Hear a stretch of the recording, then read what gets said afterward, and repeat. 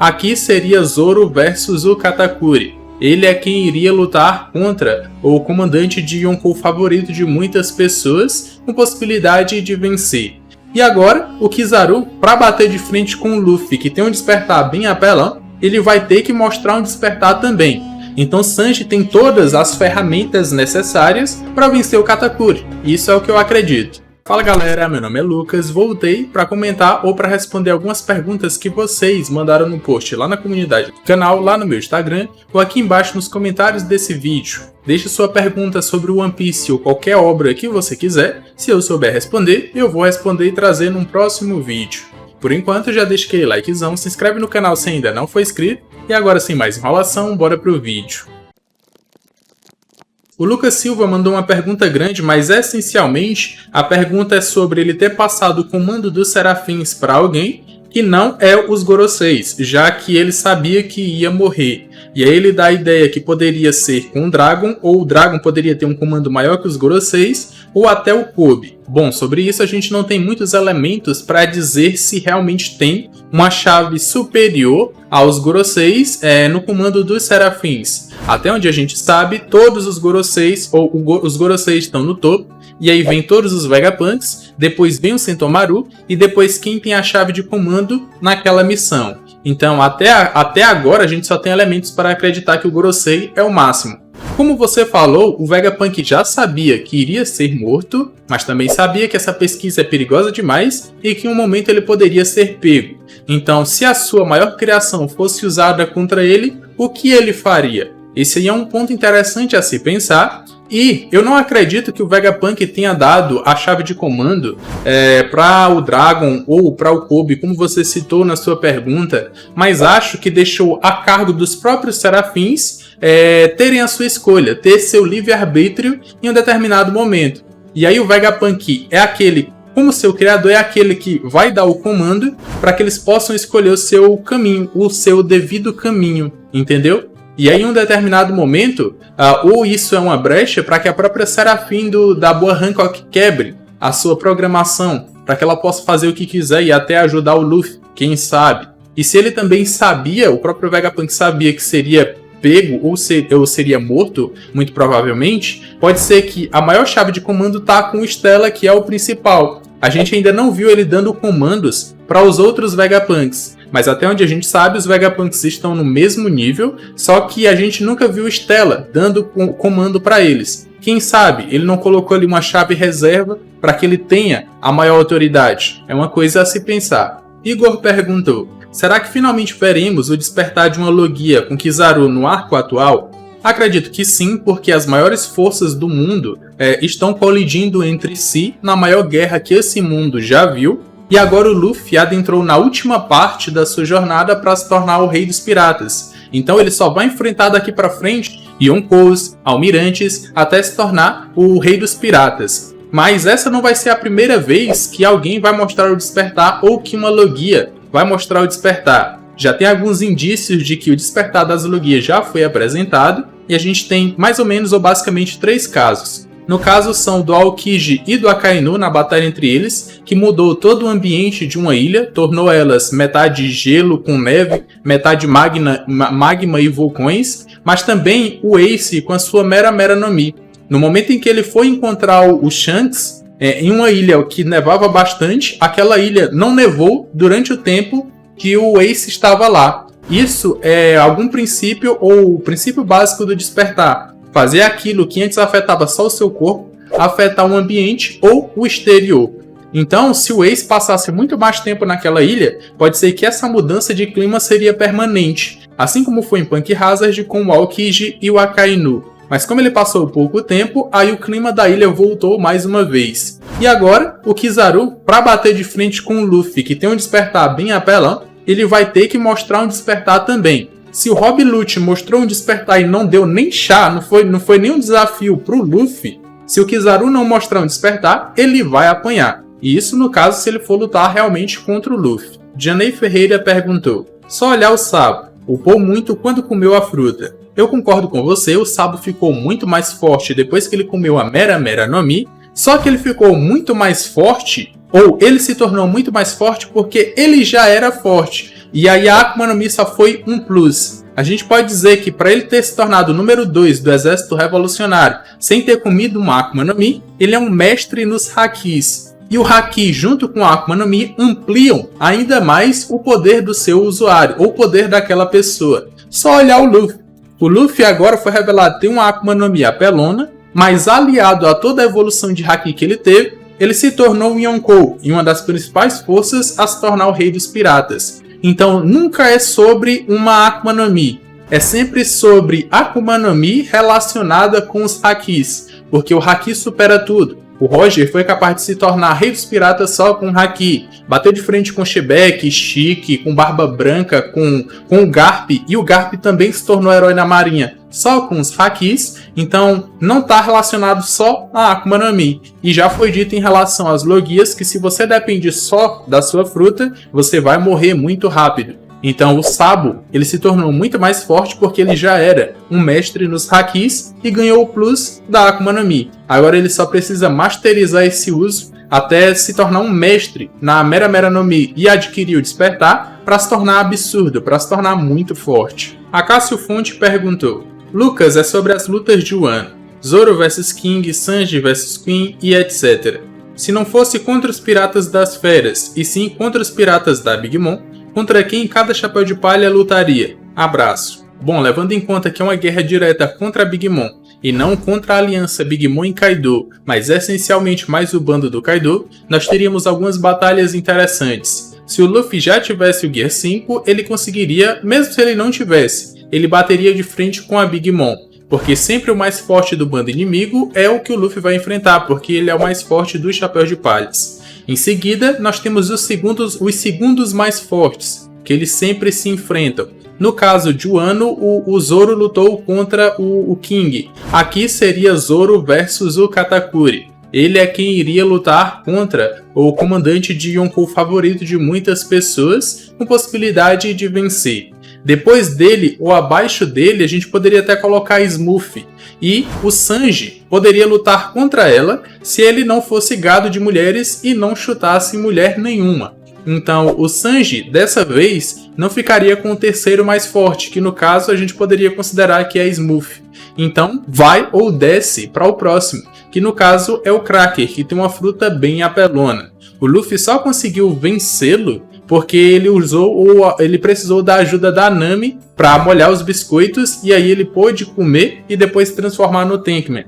Então ele seria um desafio absurdo para o Sanji e o Sanji lutaria contra ele. Já Smurf ficaria com o Jinbe. Eu acho que o Jinbe não teria problema nenhum em lutar contra uma mulher se no caso ela for uma pirata que estiver entrando no seu caminho.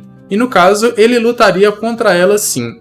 Agora, a partir daí, com os outros Mugiwaras, a gente tem inúmeros filhos da Big Mom, que é difícil dizer quem lutaria contra quem. Mas os 4 principais seriam esses: Luffy contra a Big Mom, Zoro vs Katakuri, o Jinbe vs a Smurf e o Sanji vs o Kraken. Kaique Cineiro perguntou: Salve Lucas, tudo bem com você? A minha pergunta é: você acha que na verdade o Mihawk era do bando do Ruivo? Eu imagino que sim, e que ele aceitou ser Shichibukai para passar informações do governo para o Shanks, e por isso o Shanks saberia de tudo o que poderia acontecer no mundo. Manda salve. Um salve para você, mano, e essa teoria ela já é antiga. Muita gente imaginou que em algum momento o Mihawk tem encontrado o Shanks na maior casualidade ali. Ah, nós somos brothers, me mostra aí o seu capitão, sem ter entrado em conflito com os piratas do Ruivo. Esse era um motivo para dizer que o Mihawk poderia fazer parte, ou já fez parte do bando do Shanks, e acabou saindo para entrar para os Chichibukais. Só que eu acho que não. Essa é a mesma coisa que pensar que, por exemplo, o Lau faria parte do bando dos Chapéus de Palhas. Eles são rivais que se aliaram para ir contra os Yonkous, e aí depois o Lau entrou para o bando dos Mugiwaras. O Lau nunca faria isso. E eu vejo que com Shanks e Mihawk é ainda pior. A rivalidade deles vai além. Então eu não vejo Mihawk baixando a cabeça para o Shanks. E se realmente fosse isso, depois que ele deixou de ser um Shichibukai, ele voltaria para o bando do seu capitão sem problema nenhum. Acabou que ele se tornou um comandante do outro rival do Shanks, que no caso é o Bug.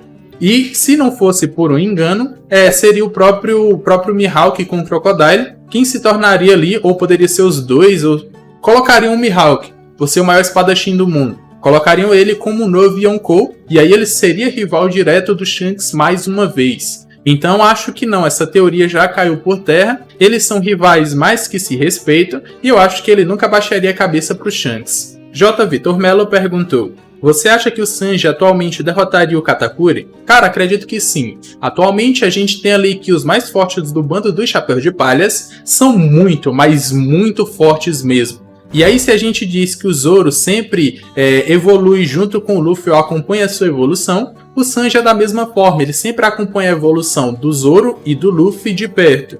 E agora ele controlou, ou a gente pode considerar que ele está conseguindo controlar, o despertar dos seus genes. E aí ele foi capaz até de tancar um golpe do Serafim. Lembrando que o Serafim do Mihawk, ele fez o Teach tremer com o seu Haki do armamento. O Teach usou o Haki do armamento, mas mesmo assim tremeu com o ataque do S-Hawk. E mais uma vez, não tem por que a gente achar que o Serafim do Mihawk é mais forte que o Serafim do Jinbe, só porque o Mihawk original é mais forte que o Jinbe original. Não faz sentido, a gente tem que levar em conta, inicialmente, que eles são equiparados. E um socão do Serafim do Jinbe com um Karate Tritão não foi capaz nem de fazer o Sanji se mexer. Ele ficou paradão, sentiu, tomou o ataque no rosto e não sentiu absolutamente nada.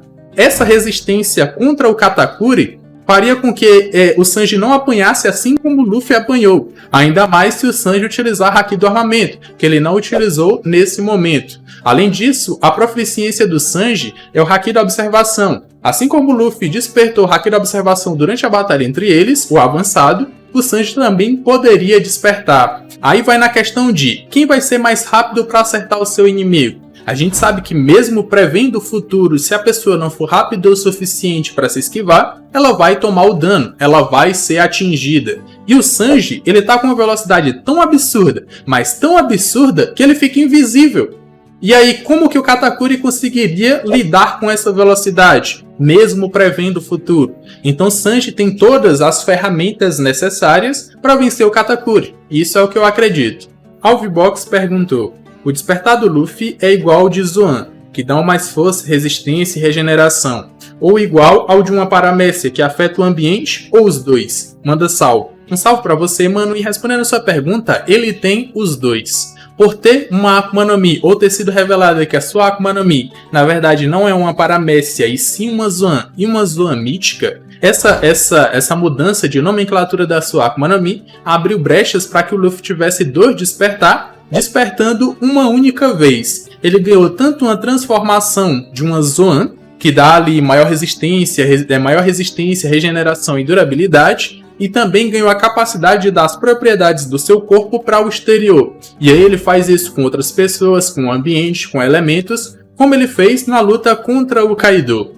Mas essa pode ser uma prerrogativa só para Akuma no Mi do tipo Zoan mítica, porque normalmente essas Akuma no Mi, elas têm dois poderes. Tem o poder de um animal e o poder de uma paramécia ou de uma logia colocada dentro dessa Akuma no Mi ou em um combo. E aí nós temos, por exemplo, o Marco, que tem tem a forma de uma fênix, mas o seu corpo é de fogo, um fogo azul, que dá propriedades curativas. Assim como tem uma Akuma no Mi da Tontata lá de Dressrosa, que também dá cura para outras pessoas. E assim como a dela, a cura do Marco em outras pessoas também não é algo muito grande, só é absurdo em si mesmo. O próprio Kaido, que é um dragão de fogo que pode voar criando nuvens, cria tempestade, pode criar fogo. Então essas Akuma no Mi do tipo Zoan mítica, elas te dão uma forma, e também a forma de um animal, e também um poder de paramécia ou logia em menor escala. E por isso, quando uma pessoa desperta esse poder, ganha dois poderes também, referentes a cada um dos que ele tem já normalmente, tanto a forma do animal, como o poder dessa paramécia ou logia. Fael Silva perguntou: qual dos Mugiwaras tem mais possibilidade de jogar no Vasco? Morrer. Eu só consigo ver dois Mugiwaras morrendo no final da obra. São eles, o Luffy e o Usopp. O Usopp porque a gente sabe que todas as suas mentiras são prelúdios daquilo que ainda vai acontecer na obra. Ele lê o roteiro do Oda e já dá spoiler pra gente, e lá pra frente isso vai acontecer. Em um determinado capítulo que eu não lembro bem qual é, ele falou que morreria sozinho em uma ilha deserta e se orgulharia de ter se tornado um grande guerreiro dos mares. Então pode ser que essa mentira, ou entre aspas, mentiras do Usopp, possa acontecer no final da obra. Quem sabe? Ou então o próprio Luffy, que já vem perdendo tempo de vida há muito tempo, só que isso foi relativizado ou foi diminuído pelo fato de que o Luffy agora tem uma Zoan, e a Zoan dá uma regeneração maior, dá durabilidade maior para o corpo do Luffy, mas pode ser que por todo o tempo de vida que ele já perdeu, levando o seu corpo ao extremo para que ele continuasse lutando e até pudesse sobreviver em algumas situações, ele perdeu o tempo de vida, e se ele fosse viver lá 80 anos, ou no mundo de One Piece a média de idade é muito mais alta, vamos dizer que o Luffy fosse viver 100 anos. Acho que por essa perca de tempo de vida, ele vai viver até os 60, 70, sei lá, e depois ele vai morrer. Eu só consigo ver esses dois Mugiwaras morrendo. De resto, não. E eles só podem morrer, ou só vão morrer realmente, se o final de One Piece for um final diferente do que poderia ser, que no caso, seria os Mugiwaras indo para uma jornada que a gente não vai mais acompanhar, e aí a gente só vê o final de One Piece e o Sunny no horizonte, indo em uma nova aventura. E aí os Mugiwaras não morreriam nessa situação. Mas se for um final totalmente diferente, aí eu vejo que os Mugiwaras, ou esses dois Mugiwaras, podem morrer. A7274 perguntou: será que a Vegapunk Lilith, a coisa mais fofa do mundo, entra no bando? A gente sabe que o plano inicial era que todos os Vegapunks, inclusive o original e a Smurf, entrassem para o bando do Chapéu de Palhas até um determinado momento que a gente não sabe qual é. Muito provavelmente até irem para a Ilha dos Okamas, que é a nova base dos revolucionários. E aí a maioria ficaria por lá, inclusive o principal. Só que atualmente a gente viu que o Vegapunk, por mais que todos os outros clones do Vegapunk sejam ele, cada um tem as suas aspirações e as suas vontades. E por isso, um desses Vegapunks traiu os outros, que no caso foi a York. Muito provavelmente pelo fato dela não ter um campo da ciência que ela pudesse trabalhar, mas ser utilizada só como um organismo para todos os outros Vegapunks. E aí a gente pode pensar que cada um deles também tem um sonho, tem uma motivação. E aí quem sabe a Lilith não tenha vontade de desbravar os mares. Como Vegapunk, ela pode querer entrar para o bando do Chapéu de Palhas e ver o que aconteceu no século antigo, no século perdido, com seus próprios olhos, juntamente com os Mugiwaras, enquanto o original não pode ou fica com os revolucionários, assim como o Dragon Shenmue antigamente. Eu não duvido que isso possa acontecer. Até porque tá precisando entrar mulher no bando, era para ser Yamato, mesmo que ela se considere um homem, mas a Lilith pode entrar para o bando também. Quem sabe? Eu não acharia ruim. Agora chegou a sua vez de participar desse vídeo, já comenta aqui embaixo sua pergunta para o próximo Sogeking Responde, deixa aqui embaixo, lá na comunidade do canal e lá no meu Instagram. Deixa nesses 3 locais que a chance da sua pergunta aparecer é maior. Se você curtiu esse vídeo, já deixa aquele like, se inscreve no canal se ainda não for inscrito. Tô deixando aqui 2 vídeos que eu acredito que vocês vão gostar. Eu me despeço por aqui, um abraço e valeu!